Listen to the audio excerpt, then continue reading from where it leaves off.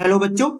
आज से हम लोग स्टार्ट करने वाले हैं इग्नू के बीएससीजी और बीएससीएम वाले स्टूडेंट्स के लिए बीपीएचसीटी 131 के प्रीवियस ईयर के क्वेश्चन पेपर का सॉल्यूशन। और आज हम लोग स्टार्ट करेंगे दिसंबर 2024 का क्वेश्चन नंबर फर्स्ट का ए पार्ट। तो इससे पहले हम लोग आज की क्लास स्टार्ट करें, यहाँ पर आपको आपका क्वेश्चन पेपर शो कर देते हैं। उसके बाद आज की क्लास स्टार्ट करते हैं। यह आपका क्वेश्चन पेपर दे रखा है बीपीएचसीटी 131। और ये क्वेश्चन पेपर, ये एग्जाम आपका बीएससीजी वाले स्टूडेंट्स के लिए, इसके साथ ये बीएससीएम वाले स्टूडेंट्स के लिए भी ध्यान रखना। ठीक है। और ये क्वेश्चन पेपर आपका दिसंबर 2024 का, यहाँ पे देखो कोड के साथ नाम भी लिखा है बीपीएचसीटी 131 मैकेनिक्स।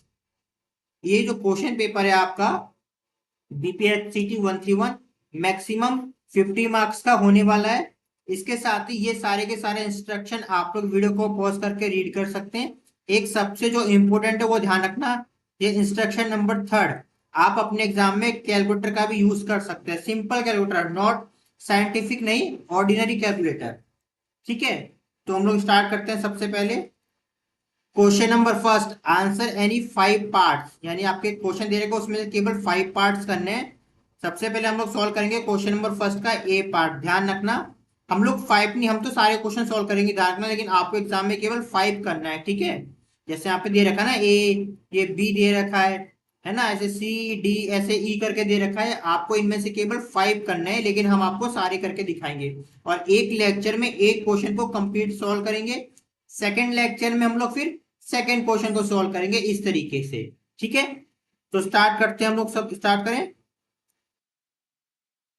सबसे पहला क्वेश्चन हमारा क्या दे रखा है, आंसर एनी 5 पार्ट्स। आपको तो एग्जाम में 5 करने हैं जैसा हमने अभी अभी आपको बताया है, लेकिन यहाँ पर हम आपको सारे क्वेश्चन करके दिखाएंगे।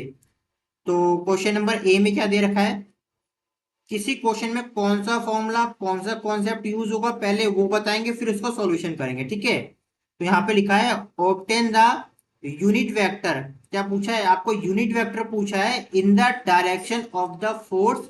यहाँ पर आपको आपको फोर्स दे रखा है वेक्टर के फॉर्म में और उसका यूनिट वेक्टर पूछा है। तो इस क्वेश्चन को सॉल्व करने से पहले इसका कॉन्सेप्ट और इसका फॉर्मूला समझ लीजिए, फिर इसको सॉल्यूशन करते हैं। ठीक है। ये नोट करके ना आपको कॉन्सेप्ट समझा रहे हैं। ठीक है। सॉल्यूशन नेक्स्ट नेक्स्ट पेज में करेंगे। देखो, अगर आपके पास कभी कोई वेक्टर दे रखा है, वेक्टर ए इक्वल टू में ए आई प्लस में बीजे और प्लस में सी के, कोई भी वेक्टर इसी फॉर्म में दिया होगा, उसमें क्या होगा हमारे पास, आई का कंपोनेंट होगा, जे का कंपोनेंट होगा और के का कंपोनेंट होगा। अगर आपको कोई भी थोड़ा सा भी डाउट है तो लेक्चर्स कंप्लीट करना, उसमें दे रखा है। इसके यूनिट वेक्टर का फॉर्मूला होता है हमारे पास ये, यूनिट वेक्टर ए के ऊपर कैप का साइन आता है, इसे कैप बोलते हैं। ठीक है। तो इसका फॉर्मूला होता है वेक्टर ए और अपॉन में वेक्टर ए का मॉड। या तो ये लिखो या फिर ये भी लिख सकते हैं, वेक्टर ए और अपॉन में ये केवल ए। ठीक है। इसको हम लोग क्या पढ़ते हैं, यहां लिख देते हैं, या अगर ए लिखा है या फिर वेक्टर ए और उसके ऊपर मॉड लिखा, इसे बोलते हैं मैग्नीट्यूड।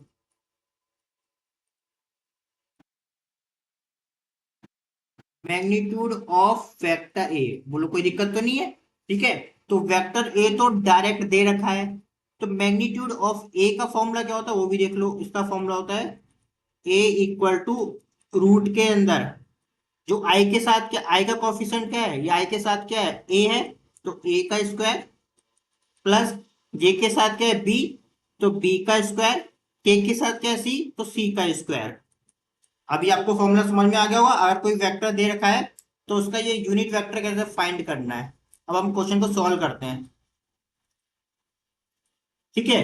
ये देखो, अब इसका सॉल्यूशन करते हैं जैसे एग्जाम में लिखना है। सबसे पहले गिवन करेंगे। गिवन क्या दे रखा है हमारे पास, गिवन फोर्स वेक्टर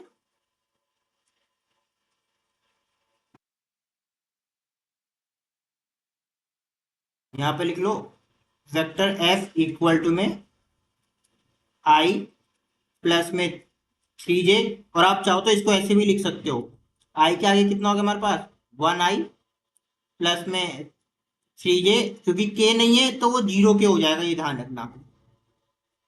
इसमें इसमें केवल आई और जे दे रखा है ना, केवल आई और जे दे रखा है, के नहीं है तो के को जीरो के कर दो। ठीक है, समझ गए। अब हमें पूछा क्या है इसमें, एक सेकेंड इसको लिख लेते हैं हम लोग, इक्वेशन फर्स्ट। और हमसे पूछा है इसका यूनिट वेक्टर। यूनिट वेक्टर मतलब वेक्टर एफ के ऊपर कैप लगाना, क्वेश्चन मार्क। ठीक है, आप चाहो तो यहाँ पे लिख सकते हो, एक सेकेंड, ऐसे भी लिख सकते हो। ठीक है, यहाँ पे लिखो फोर्स, इसे ब्रैकेट में, सेम यहाँ से लिख सकते हो यूनिट वेक्टर। यूनिट वेक्टर और ये ब्रैकेट में। अब सॉल्व करें, है ना। नाउ फॉर्मूला क्या है, यूनिट वेक्टर ऊपर कैप आता है ना, इक्वल टू में वेक्टर एफ और अपॉन में वेक्टर एफ का मैग्नीट्यूड। अभी तो बताया था, वेक्टर ए कैप है ना, यूनिट वेक्टर इक्वल टू ऊपर वेक्टर ए आएगा और नीचे वेक्टर ए का क्या आ जाएगा, मैग्नीट्यूड आ जाएगा। कोई सा भी दे रखा है symbol, A B C D, कोई सा भी सिंबल हो सकता है, ए टू जेड ध्यान रखना।